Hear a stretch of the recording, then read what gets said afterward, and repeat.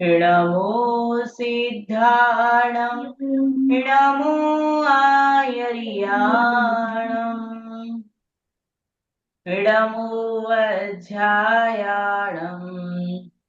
नमो लोये सवसाहूणम् मोक्षमार्गस्य नेतारं वेत्तारं कर्मभूभृतां ज्ञातारं विश्वतत्त्वानां वन्दे तद्गुणलब्धये। पंच परमेशी भगवान की जय। आचार्य गुरुवर विद्यासागर महाराज की जय। आचार्य गुरुवर समय सागर जी महाराज की जय। जगत पूज्य मुनि पुंगव सुधा सागर जी महाराज की जय। हमारी चर्चा सूत्र नंबर 44 तक हो चुकी थी। आइए सूत्र नंबर 45 की ओर हम चलते हैं। और हमारी चर्चा जो है वो संवर की हो चुकी। संवर हमने समझ लिया था। जब हमने पहले सूत्र पढ़ा था तो गुप्ती समिति धर्म अनुप्रेक्षा परिचय चारित्र। तो हमने 5 समिति को, 3 गुप्तियों को, 10 प्रकार के धर्म को, 12 प्रकार की अनुप्रेक्षा को, 22 परिचय और हमने चारित्र को, जो चारित्र कहा गया है, 5 प्रकार के चारित्र को समझ लिया। ये संवर के कारण है। ठीक है। और संवर के बाद निर्जरा होती है, ये जान लिया। फिर तप के 12 भेद कहे, 6 अंतरंग 6 बहिरंग वो जान लिए। फिर अंतरंग तप में भाई जो प्रायश्चित के भेद हैं, विनय के 4 भेद हैं, उनके हमने बारे में जान लिया। स्वाध्याय के 5 भेद है, उसके बारे में जाना। विसर्ग के 2 भेद है, उसके बारे में। फिर ध्यान के 4 भेद हैं, है ना। और आर्त ध्यान, रौद्र ध्यान, धर्म ध्यान, शुक्ल ध्यान, इनके भी 4 भेद हैं। तो इतना सब कुछ हमने विषय पढ़ लिया है। आइए अब चलते हैं सूत्र नंबर 45 में। कहते हैं पात्रों की निर्जरा का क्रम। कि भाई जो निर्जरा होती है तो वो किस क्रम से होगी, है किसकी ज्यादा होगी, किसकी कम होगी। तो सूत्र नंबर 45 का उच्चारण करते हैं। आइए। सम्यक दृष्टि श्रावक विरतानंत वियोजक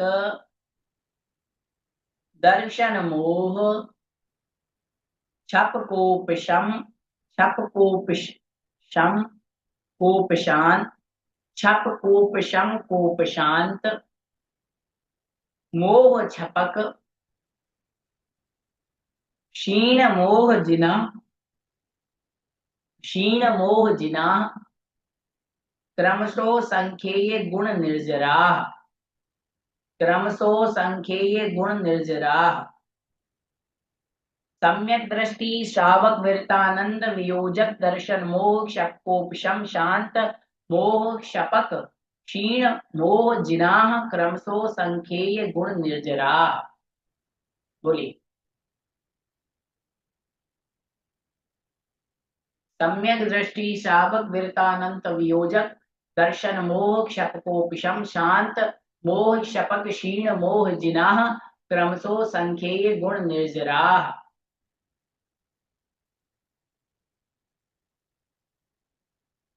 बोलिए जी।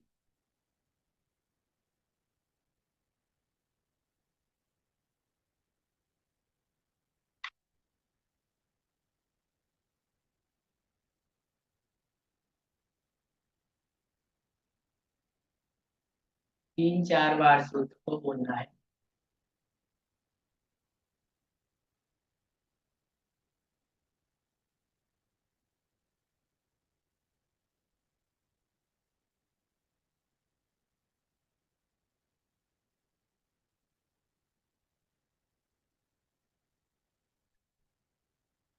बिल्कुल सरल सूत्र है। आइए चलते हैं इसकी अर्थ की ओर। कहते हैं सम्यक दृष्टि श्रावक वीरता अनंत वियोजक दर्शन मोह क्षपोक्षम कोपशांत मोह क्षपक क्षीण जिनाह क्रमशो संख्ये गुण निर्जरा। क्रम से संख्यात गुणी निर्जरा होती है किसके? सम्यक दृष्टि, फिर श्रावक, फिर विरत, फिर अनंतानुबंधी विसंयोजक, फिर दर्शन मोहिनी छपक, उपशमक, उपशांत मोह, छपक, क्षीण मोह और जिन। अब ये क्या होते हैं तो आइए थोड़ा सा टीका में पढ़ते हैं। सम्यक दृष्टि आदि ये 10 क्रम से असंख्य गुण निर्जरा वाले होते हैं। यथा जैसे पूर्वोक्त काल लब्धि की सहायता से जो परिणामों की विशुद्धि की वृद्धि को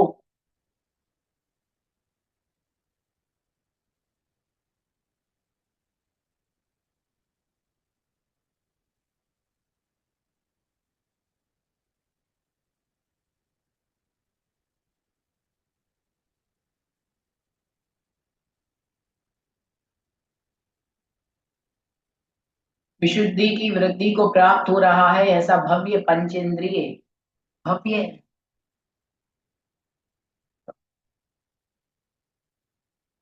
ऐसा भव्य पंचेंद्रिय पर्याप्तक संगी पर्याप्तक क्रम से अपूर्व करण आदि सोपान पंक्तिबद्ध चढ़ता हुआ बहुतर कर्मों की निर्जरा करता है। सर्वप्रथम वह सम्यक्त की प्राप्ति होने के निमित्त सम्यक दृष्टि होता हुआ असंख्यात कर्म की निर्जरा करता है। मतलब यह जीव जब सम्यक दर्शन को प्राप्त करता है तो सम्यक दर्शन को प्राप्त करके असंख्यात गुणी कर्मों की निर्जरा करता है। फिर जब चारित्र मोहिनी कर्म के एक भेद अप्रत्याख्यानावरण कर्म के क्षयक्षम के निमित्त परिणामों की प्राप्ति कर विशुद्धता के प्रकर्ष को प्राप्त होकर जब श्रावक होता है, मतलब जब यह श्रावक बन जाता है तो असंख्यात गुणी निर्जरा करता है। फिर वही प्रत्याख्यानावरण कर्म के क्षयक्षम के निमित्त परिणामों की विशुद्धि वश विरत संज्ञा को प्राप्त होता है, तब ये असंख्यात गुणी और ज्यादा निर्जरा करता है। और वही पुनः जब जीव अनंतानुबंधी क्रोध मान माया लोक की विसंयोजना करता है, तब यह परिणामों की विशुद्धि बस और असंख्यात गुणी नजरा वाला होता है। पुनः वही दर्शन मोहिनी त्रिक, मतलब दर्शन मोहिनी की तीन मिथ्या सम्यक प्रकृति के तृण समूह को भस्म करता हुआ परिणामों की विशुद्धि के अतिशय बस जब दर्शन मोहिनी की छपड़ा संज्ञा को मतलब क्षय कर देता है, तब और असंख्यात गुणी निर्जरा करता है। और इस प्रकार यह छायक सम्यक दृष्टि होकर श्रेणी आरोहण करने के सम्मुख होता है और चारित्र मोहिनी का उपशम करने के लिए प्रयत्न करता है और विशुद्धि के प्रकर्षवत उपशमक संज्ञा का अनुभव करता हुआ पहले ही की गई निर्जरा से असंख्यात गुण निर्जरा वाला होता है। पुनः वही समस्त चारित्र मोहिनी का उपशम निमित्त मिलने पर उपशांत कषाय संज्ञा को प्राप्त होता है और पहले कही गई निर्जरा के असंख्य गुण निर्जरा वाला होता है। पुनः जब वही चारित्र मोहिनी की छपड़ा के लिए सम्मुख होता है तो परिणामों की विशुद्धि से वृद्धि को प्राप्त होकर के छपक संज्ञा का अनुभव करता हुआ की गई निर्जरा से असंख्यात गुणी निर्जरा करता है। पुनः वही जब चारित्र मोहिनी की छपड़ा के कारण निर्जरा प्राप्त हुए परिणामों के अभिमुख होता है तो क्षीण कसाय संज्ञा को प्राप्त होता हुआ पहले कही गई निर्जरा से असंख्यात गुणी निर्जरा करता है। पुनः जब वह द्वितीय शुक्ल ध्यान मतलब 12वें गुण स्थान में शुक्ल ध्यान की अग्नि द्वारा घाती कर्मों का क्षय करके 13वें गुण स्थान को प्राप्त होता है, तब और असंख्यात गुणी निर्जरा करता है। तात्पर्य यहाँ पर यह बताया जा रहा है जैसे जैसे जीव गुण स्थान आगे बढ़ाता जा रहा है उसकी कर्मों की निर्जरा का क्रम भी बढ़ता जा रहा है। चौथे गुण स्थान से ज्यादा निर्जरा पांचवे में, पांच से ज्यादा छठे में, छह से ज्यादा सातवें में, सात से ज्यादा आठवें में, ये बता रहा है। तो देखो एक बार सामान्य से समझाता हूँ। चौथे गुण स्थान में कोई अविरत सम्यक दृष्टि जीव है तो उसकी असंख्यात गुणी निर्जरा है मान लो। फिर उससे ज्यादा निर्जरा जो पांचवे गुण स्थान वाला श्रावक है उसमें ज्यादा होगी कि नहीं बताओ? उसमें और असंख्यात गुनी होगी क्योंकि भाई वो व्रती है, उसने व्रतों को धारण कर लिया है, तो व्रतों को धारण करने से निर्जरा का क्रम तो बढ़ जाएगा, है ना। आगे कहते हैं छठे गुण स्थान और सातवें गुण स्थान वर्ती जो मुनिराज है उनके और ज्यादा निर्जरा होगी। पांचवें गुण स्थान से ज्यादा निर्जरा छठे गुण स्थान वर्ती मुनिराज और सातवें गुण स्थान वर्ती मुनिराजों के होती है। क्यों होती है? क्योंकि पांचवें गुण स्थान में तो उसके एक देश व्रत थे, लेकिन छठे गुण स्थान में महाव्रत आ गए। फिर अनंतानुबंधी की भी संयोजना करने वाला, कोई अनंतानुबंधी की भी संयोजना करने वाला है, मतलब अनंतानुबंधी कसाय को अलग करने वाला है, उसकी निर्जरा और बढ़ जाती है। फिर दर्शन मोहिनी का क्षय करने वाला, कोई आठवें गुण स्थान में, सातवें आठवें नौवें गुण स्थान में जाकर के दर्शन मोहिनी का क्षय करता है, मतलब मिथ्या सम्यक प्रकृति का क्षय करता है, उसकी निर्जरा और असंख्यात गुणी।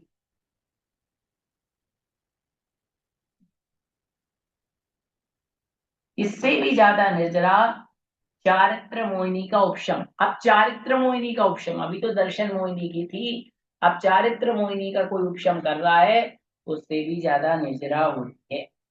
फिर कहते हैं 11वें गुण स्थान वर्ती के और ज्यादा निर्जरा। फिर तो छपक श्रेणी चढ़ने वाला है, सीधे 12वें में पहुंचता है, 11वें में नहीं पहुंचता वो। छपक श्रेणी वाला सीधे 12वें में 10वें से, और उपशम श्रेणी वाला 11वें।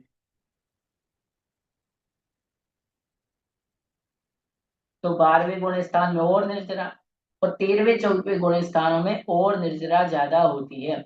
जैसे जैसे गुण स्थान बढ़ता है निर्जरा का क्रम भी आगे बढ़ता जाता है। सरल है बिल्कुल, इस पे कोई कठिन है ही नहीं। तो आपको क्रम लिख लेना है कि भाई इससे ज्यादा इसकी, इससे ज्यादा इसकी, यही इसमें बताया गया है। ठीक है, बाकी इसका यही विशेष दिया है और कुछ भी इसमें ज्यादा नहीं है।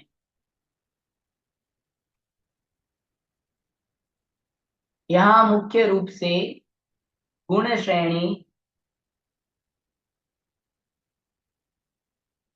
यह मुख्य रूप से गुण श्रेणी निर्जरा के 10 स्थानों का निर्देश किया है। 10 स्थान का बताया है। असंख्यात गुणित क्रम श्रेणी रूप कर्मों की निर्जरा होना गुण श्रेणी है। देखो गुण श्रेणी की परिभाषा आ गई, असंख्यात गुणित क्रम से श्रेणी रूप जो कर्मों की निर्जरा है वो कहलाती है असंख्यात गुण श्रेणी निर्जरा, मतलब गुण श्रेणी निर्जरा। यह गुण श्रेणी निर्जरा सर्वदा नहीं होती, किंतु उपशामना और छपड़ा की कारणभूत परिणामों से गुण श्रेणी की रचना होती है। गुण श्रेणी रचना दो प्रकार की, एक तो गलितावशेष गुण श्रेणी रचना, दूसरी अवस्थित गुण श्रेणी रचना। यह कहाँ और किस प्रकार की होती है इसे लब्धि सार छपड़ा सार से जान लेना चाहिए।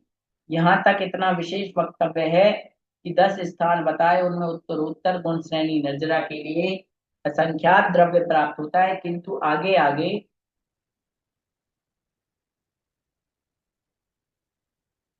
आगे आगे गुण श्रेणी का काल संख्यात गुणाहीन हीन है।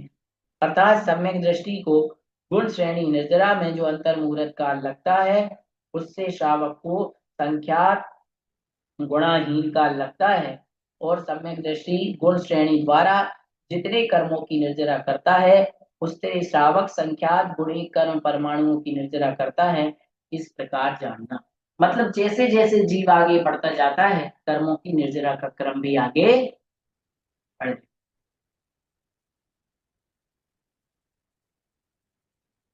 कहते हैं सम्यक दर्शन का सानिध्य होने पर असंख्यात गुण निर्जरा के कारण परस्पर में समान नहीं होते। तो श्रावक में ये विरत आदि केवल गुण भेद हैं, निर्ग्रंथ के कोई भेद नहीं होते।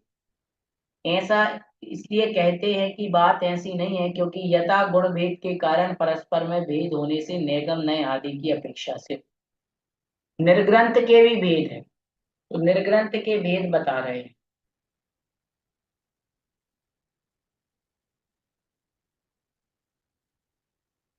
कुलाक वकुश कुशील निर्ग्रंथ स्नातक निर्ग्रंथ, बोलिए।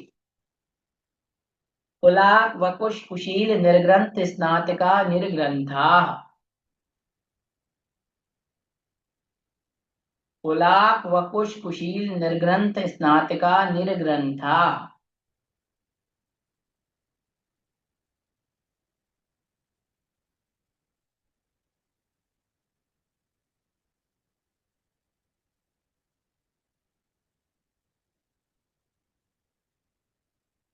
कुलाक वकुश कुशील निर्ग्रंथ स्नातिका निर्ग्रंथा।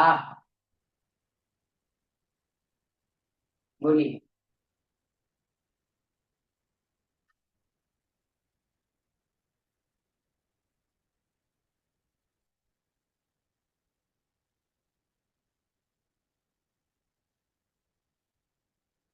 कह रहे हैं पांच भेद किए हैं, कुशील, कुलाक वकुश कुशील निर्ग्रंथ और स्नातक। ये पांच भेद यहाँ पर इन्होंने किए हैं। आइए इनकी चर्चा आगे करते हैं।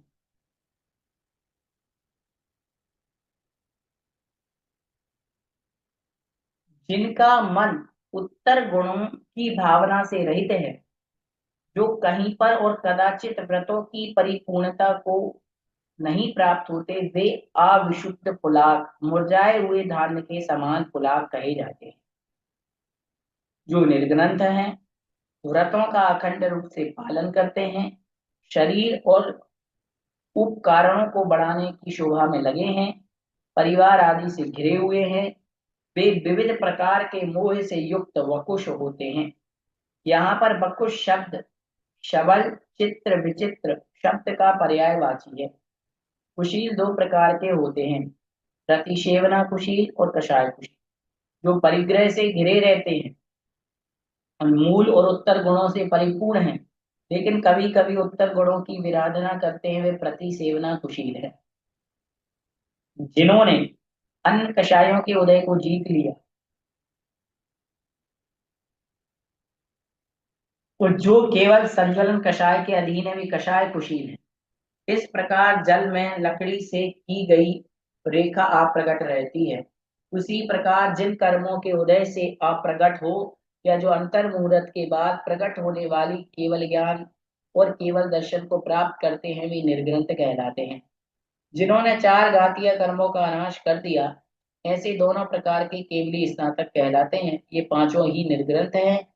इसमें चारित्र रूप परिणामों की न्यूनाधिकता के कारण नैगम नय की और संग्रह नय की अपेक्षा से भेद किया गया है। पांचों को एक बार और समझ लेते हैं। सबसे पहले कहते हैं पुलाव, जिनके उत्तर गुणों की भावना, उत्तर गुण मतलब होते हैं जो 28 मूल गुणों को छोड़ करके अन्य जो गुण हैं वो कहलाते हैं उत्तर गुण। जैसे कि मुनिराज हैं, उत्तर गुणों की भावना मतलब उनकी प्रवचन देने की, दूसरों को उपदेश देने की, मंदिर इत्यादि बनवाने की, दूसरे व्यक्ति को शराब छुड़वाने की भावना नहीं रहती। किसी काल में और मूल गुण में थोड़ा बहुत दोष लगता है, तो वे अविशुद्ध पुलाव मतलब मुरझाए हुए धान्य के समान पुलाव साधु कहलाते हैं। ऐसे साधु जो मूल गुण में तो कभी कभार दोष लगता ही है,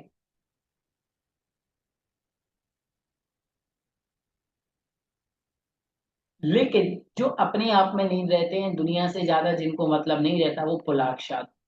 फिर वकुश, जो मूल गुणों का निर्दोष पालन करते हैं, परंतु अपने शरीर और उपकरण आदि में स्नेह रखते हैं। शरीर में उनका थोड़ा सा राग रहता है, परिवारजन से घिरे रहते हैं, विविध मोह से युक्त होते हुए वकुश साधु। और मूल गुणों का तो पालन कर रहे हैं, लेकिन बहिरंग में होता है, ये कहलाते हैं वकुश साधु। कुशील, कुशील दो प्रकार के होते हैं, प्रतिसेवना कुशील और कषाय कुशील।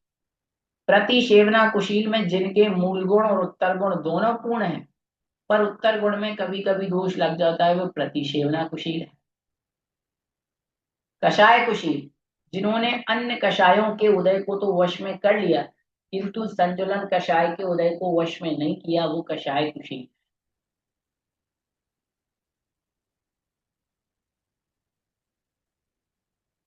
सब कषाय वश में हो गई, केवल संज्वलन को छोड़कर।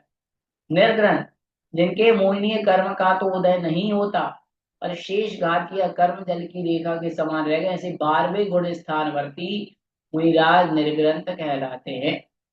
और स्नातक जो 4 घातीय कर्मों का नाश करके केवली भगवान है, वो स्नातक कहलाते हैं। ठीक है। चारित्र और परिणामों की अपेक्षा से ये भेद कहे गए हैं। अंतिम सूत्र है अब।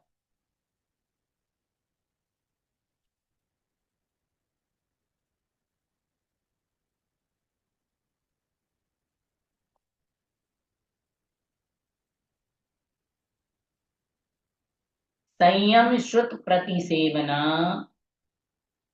संयम श्रुत प्रतिसेवना, तीर्थ लिंग लेश्योपपाद स्थान विकल्पतः साध्या।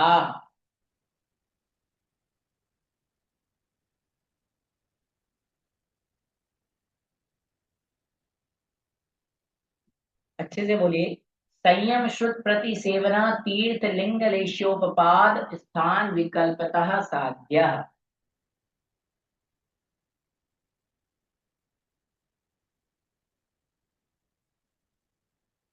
संयम श्रुत प्रति सेवना तीर्थ लिंग लेश्योपपाद स्थान विकल्पतः साध्या।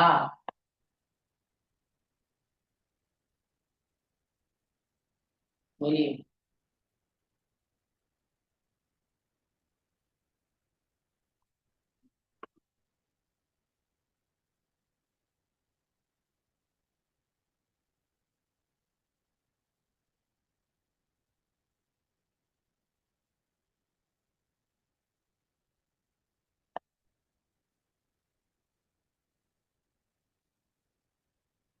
क्लास चल रही है।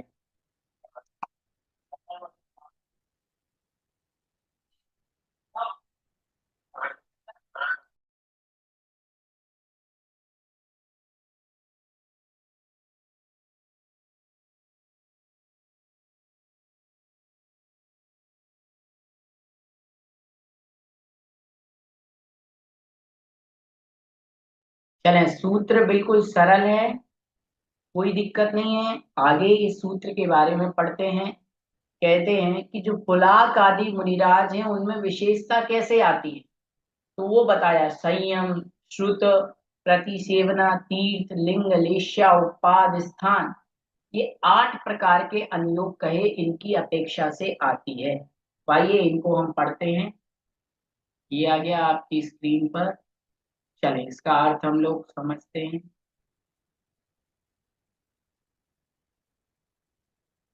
कहते हैं अब उन पुलाक आदि के संबंध में पुनरअपि ज्ञान प्राप्त कराने के लिए आगे का सूत्र कहते हैं। संयम श्रुत प्रतिसेवना तीर्थ लिंग लेश्या उपाद स्थान, देखो 8 हो गए। इनके भेद से निर्ग्रंथों का व्याख्यान करना चाहिए। ये पुलाक आदि संयम आदि 8 अनुयोगों द्वारा साध्य हैं, मतलब जानने योग्य हैं, समझने योग्य, अर्थात व्याख्यान करने योग्य है। यथा पुलाक वपुष प्रतिसेवना कुशी सामायिक और छेदोपस्थापना 2 संयमों में रहते हैं। हमने पढ़ा था सामायिक और छेदोपस्थापना, परिहार विशुद्धि, स्वाध्याय, सामायिक और आपका एक होता है यथाख्यात। 5 प्रकार के चारित्र की जब चर्चा की थी हमने, तो उसमें हमने पढ़ा था सामायिक, छेदोपस्थापना, परिहार विशुद्धि, सूक्ष्म सांप्राय और अंतिम था यथाख्यात। उनमें से सामायिक और छेदोपस्थापना इन 2 संयमों में पुलाक वपुष और प्रतिसेवना कुशी संयम में रहते। और कसाय कुशी हैं, वो 2 संयमों के साथ, ये 2 तो होते ही हैं, परिहार विशुद्धि और सूक्ष्म सांप्राय में रहते हैं। और निर्ग्रंथ और स्थाप यथाख्यात मतलब 12वें और 13वें गुण स्थान में यथाख्यात संयम में रहते हैं। अब कहते हैं, ये तो चर्चा हो गई संयम की कि किस संयम में कौन रहते हैं, पहला। दूसरा है श्रुत। श्रुत में पुलाक वकुश और प्रतिचेवना कुशी उत्कृष्ट रूप से अभिन्न अक्षर 10 पूर्वधर होते हैं, मतलब 10 पूर्वधर मतलब 10 पूर्वों के धारी होते हैं, है ना। प्रतिसेवना उत्कृष्ट रूप से, और कषाय कुशील और निर्ग्रंथ 14 पूर्व के धारी, और जघन्य रूप से कुलाक का शुद्ध आचार वस्तु प्रमाण होता है। कुलाक कुशील और निर्ग्रंथ शुद्ध 8 प्रकार की प्रवचनिका मात्र होता है। स्नातक शुद्ध ज्ञान से रहित केवली, क्योंकि उनके तो केवल ज्ञान होता है। प्रतिसेवना दूसरों के दबाव बस जबरदस्ती से 5 मूलगुण और रात्रि भोजन वर्जन व्रत में से किसी एक की प्रतिसेवना करने वाला कुलाक होता है।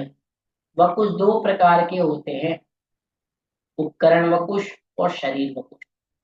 उनमें से अनेक प्रकार की विशेषताओं को लिए हुए उपकरण को चाहने वाला उपकरण वकुश होता है, तथा शरीर का संस्कार करने वाला शरीर हो। प्रतिसेवना कुशील मूल गुणों की विराधना न करता हुआ उत्तर गुणों की किसी प्रकार से विराधना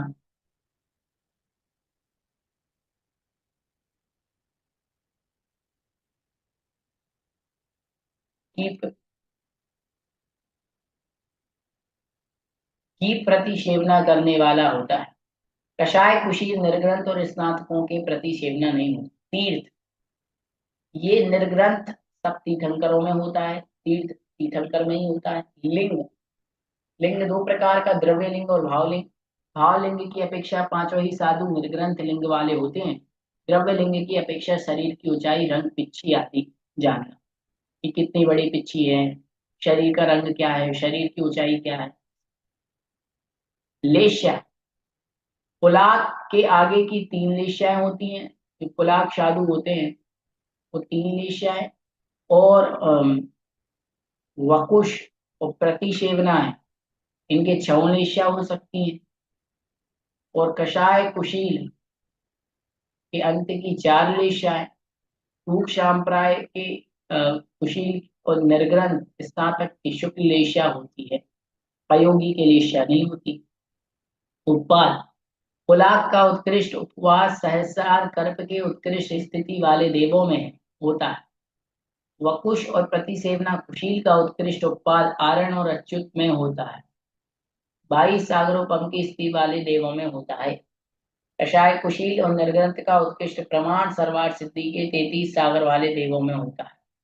इन सभी का जगन्य उत्पाद सौधर्म सागर में, 2 सागरोपम की स्थिति वाले देवों में, और स्नातक मोक्ष जाते हैं। ये बता रहे कौन देव कहाँ जाता है ना, क्या करने से कौन देव कहाँ जाते हैं, ये बताया जाता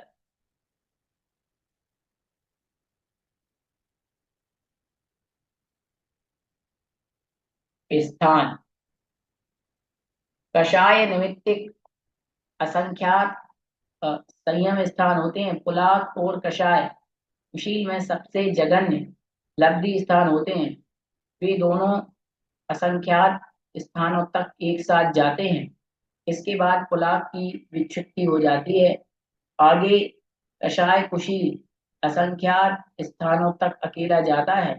इससे आगे कषाय कुशील प्रतिसेवना कुशील वकुश असंख्यात स्थानों तक एक साथ जाते हैं। यहाँ वकुश की विच्छित्ति हो जाती है। इससे भी असंख्यात स्थानों तक आगे जाकर प्रतिसेवना कुशील की विच्छित्ति हो जाती है। पुनः इससे भी असंख्यात स्थानों आगे जाकर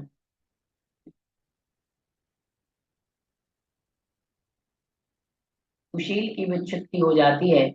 इससे आगे आकषाय स्थान है, जिन्हें निर्ग्रंथ प्राप्त होता है। उनको असंख्यात स्थान आगे जाकर विच्छित्ति हो जाती है।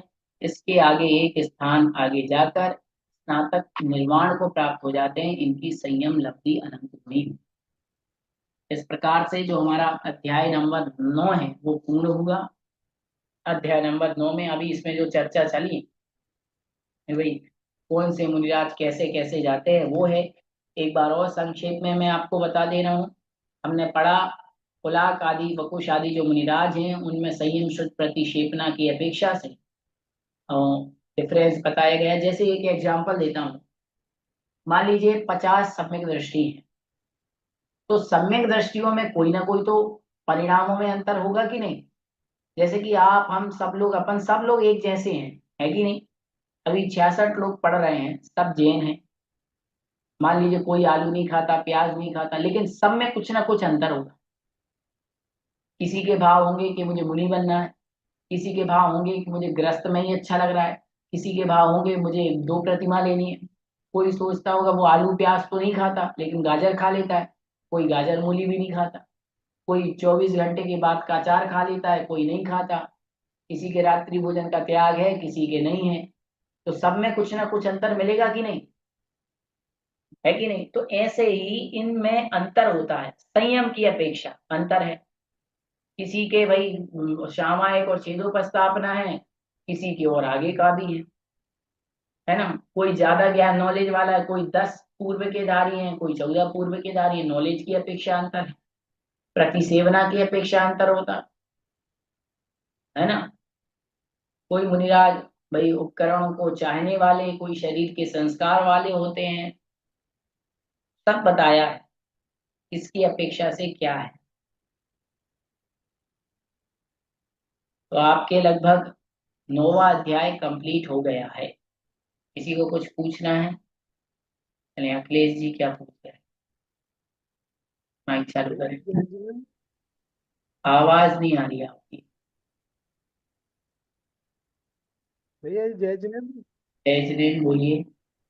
एक सूत्र नंबर 46 में बता रहे हैं, अन्य कसायों को उदय को जीत लिया और संजरण शायद कसाय का भीम कसाय, दोनों में क्या मुख्य अंतर है? आवाज क्लियर एक तो नहीं वो आ रही जीत लिया आपकी। कह रहे हैं, वो एकदम अधीन कह रहे हैं। प्रश्न आवाज ही नहीं आ रही क्लियर, क्या कह रहे हैं आप? सूत्र संख्या 46 में बताया है कि अन्य कसायों को उदय को जीत लिया, और दूसरी तरफ कह रहे हैं संजरण कसाय के अधीन कसाय।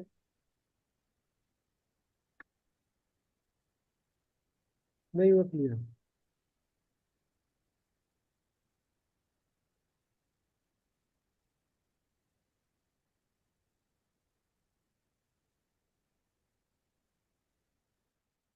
पेज नंबर क्या है?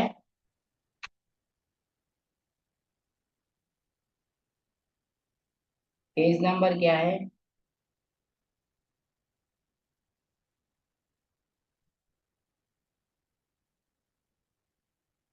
माइक चालू करो आप। 363 सूत्र 46। 63 है पेज नंबर। हाँ, अन्य और कसायों को उदय को जीत लिया।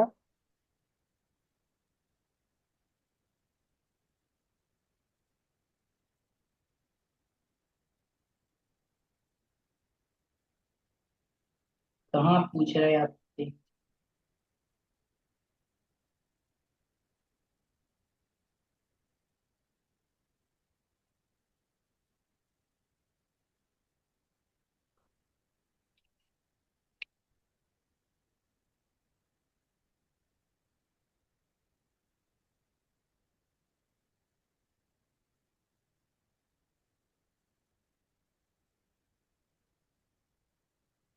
यहाँ पूछ रहे हो आप? ये पेज? अंतिम अंतिम पेज में अन्य कसायों को उदय को जीत लिया,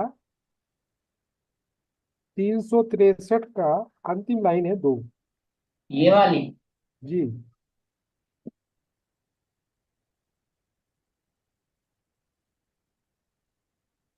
अन्य कषायों के उदय को जीतने से मतलब है कि उसके उनके जो अप्रत्याख्यानावरण और प्रत्याख्यानावरण है, इन कषायों को तो उन्होंने जीत लिया है, इन कषाय के उदय को जीत लिया है। लेकिन जो हाँ, संजुलन कषाय है उसके अधीन है। संजुलन कषाय अभी उनकी नष्ट नहीं हुई है, उसको नहीं जीता है, इसलिए वे कषाय कुशील कहलाते हैं। नहीं लेकिन शब्द आना चाहिए ना, और क्यों शब्द आ रहा है? ये वहां समझ पर नहीं आ रहा। ये इसी में आप कह रहे हैं ना, तो लेकिन है शब्द है ना, ये आना चाहिए, लेकिन संजनन कुसाई नहीं का अधीन है। नहीं नहीं, वो देखो क्या होता है लिखने में, हिंदी लिखते हैं ना जब, हिंदी अनुवाद जी करते जी। हैं तो उनसे हो जाता है, वो कोई दिक्कत नहीं है। अपन वहां पे और कर लें या लेकिन कर लें, लेकिन अर्थ तो उसका वही निकल लिया है कि जिन्होंने अन्न कषायों के उदय को तो जीत लिया है ना। जी लेकिन भी कह सकते हैं, तो उससे कोई दिक्कत नहीं, अपन लेकिन शब्द लगा दो, कोई दिक्कत नहीं है।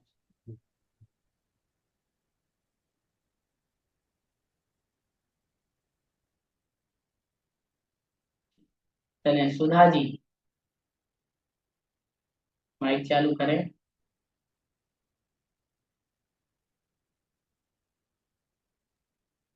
जयजिंद भैया जी। जय।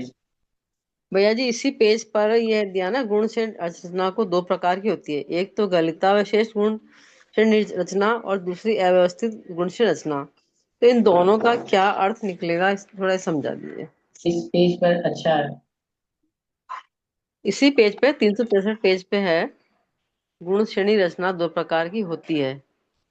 एक तो गलितावशेष गुण श्रेणी ये रचना। यहाँ ये कहा है कि जब आप छपड़ा सार और लब्धि सार ग्रंथ की चर्चा करते हैं, तो वहां पर निर्जरा में भी गुण श्रेणी निर्जरा के लिए दो प्रकार से बताया है।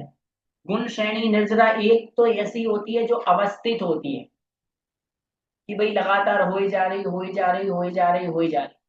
और एक निर्जरा हुई, फिर रुक गई, फिर हुई, फिर रुक गई, तो उसका विशेष विवेचन है जो छपड़ा सार और लब्धि सार में है, इसलिए उसको यहाँ पर एक लाइन कहकर ही छोड़ दिया। और नीचे उसमें लिखा भी है कि ये कहाँ किस प्रकार की होती है, इसे लब्धि सार और छपड़ा सार से जान लेना चाहिए। तो इसमें इतना ही है अभी। चले, अनविता जी जय जिनेन्द्र भैया जी। बोलिए। भैया जी, जो आवृत्ति है और सम्यक दृष्टि भी नहीं है, तो उनके कर्मों की निर्जरा कैसे होगी? क्यों? आप आवृत्ति और सम्यक दृष्टि नहीं है तो थोड़ी होगी। मिथ्या दृष्टि जीव है तो उनकी गुण श्रेणी निर्जरा नहीं होगी। यहाँ तो शुरुआत सम्यक दृष्टि से, पहला ही शब्द है सम्यक दृष्टि। सम्यक दृष्टि है तो गुण श्रेणी निर्जरा है, और सम्यक दृष्टि नहीं है, मिथ्या दृष्टि जीव है, तो उसके कर्मों की निर्जरा तो हो रही। मिथ्या दृष्टि के कर्मों की निर्जरा भी होती है। कैसे होती है? मिथ्या दृष्टि जीव ने कोई कर्म बांधा, कर्म उदय में आया, कर्म ने फल दिया और झड़ गया, तो यही तो निर्जरा है। समझ गए? जी। उसके भी कर्म क्षय हो रहे हैं, लेकिन बात यह है कि वो फल दे करके हो रहे हैं। और यहाँ पर जो चर्चा चल रही है उसमें बहुत सारी निर्जरा हो रही। जी भैया जी, तो मतलब जो आवृत्ति है उनकी भी होती है फल देकर। सम्यक दृष्टि है और आवृत्ति है तो निर्जरा तो होगी।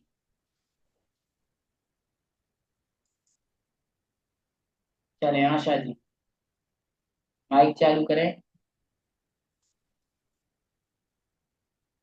आशा जी माइक चालू करें। सूत्र नंबर करा। जय जिनेन्द्र भैया जी। जय जिनेन्द्र भैया जी, मेरी आवाज आ रही? हाँ आ रही है, बोलो। सूत्र नंबर 46 को थोड़ा आप उसकी शॉर्ट में परिभाषा पोस्ट करिए ना, ठीक है। बहुत डिफिकल्ट। 43 नंबर सूत्र में मैंने आपको एग्जाम्पल दिया, इतनी सी चर्चा की है कि संयम की अपेक्षा अंतर क्या है। हमने पढ़ा संयम चारित्र 5 प्रकार का, पढ़ा नहीं पढ़ा? ये जब 5 मुनिराज हैं तो उनमें संयम की अपेक्षा डिफरेंस बता दिया। श्रुत मतलब ज्ञान की अपेक्षा। अब किसी के ज्ञान ज्यादा है, किसी के कम है। जैसे कि पुलाक है, वपुष है और प्रतिसेवना कुशील है, इनके 10 पूर्व हो सकता है ज्यादा से ज्यादा। और जो कषाय कुशील है और जो निर्ग्रंथ है वो 12वें गुण स्थान तक वाले, वो 14 पूर्व के धारी। और जो स्नातक है वो तो केवल ज्ञान के धारी हैं, उनका नॉलेज ज्यादा है। तो ये अंतर हो गया, है ना। फिर उसके बाद तीर्थ, तीर्थ केवल तीर्थंकरों का होता है। तीर्थ तो केवल तीर्थंकरों का ही होता है, वही धर्म तीर्थ का लोगों को बताते हैं। और लिंग, 2 लिंग होते हैं, द्रव्य लिंग और भावलिंग। तो भावलिंगी तो ये पांचों हैं, लेकिन द्रव्य की अपेक्षा किसी के शरीर की ऊंचाई, शरीर का रंग, कद काठी में अंतर होता है कि नहीं? तो बस यही सारी की सारी चीजें हैं, लेश्या की अपेक्षा, है ना। तो इस प्रकार से अपना आज 9वां अध्याय कंप्लीट हुआ, और हमारा समय भी लगभग पूरा हो चुका है। कल से अपन 10वां अध्याय पढ़ेंगे। बोधि समाधि परिणाम शुद्धि स्वात्मोपलब्धि शिव सौख्य सिद्धि चिंतामणिं चिंतित वस्तु दाने कामन्दमानस्य ममस्तु देवी 9 बार नमोकार मन।